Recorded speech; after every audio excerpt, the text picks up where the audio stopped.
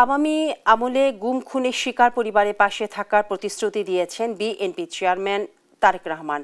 শনিবার দুপুরে রাজধানীর শেরেবাংলা নগর বাংলাদেশ চীন মৈত্রী সম্মেলন কেন্দ্রে গুম খুনের শিকার পরিবারের সঙ্গে মতবিনিময়ে একথা বলেন তিনি।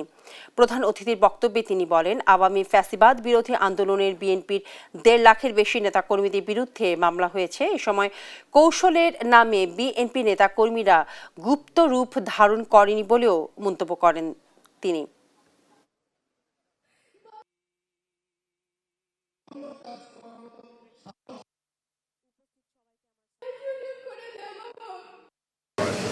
যতটুকু আমাদের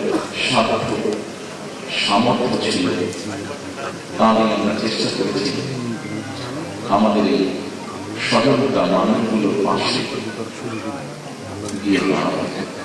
তবে এতটুকু আপনাদের সামনে বলতে পারি, আমাদের আন্তরিকতার কোনো ঘাটতি ছিল না, কিন্তু তারপরে আমরা আমাদের চেষ্টা অব্যাহত রেখেছি এবং ইনশাল্লাহ এই চেষ্টা আমাদের অব্যাহত থাকবে ভবিষ্যতে।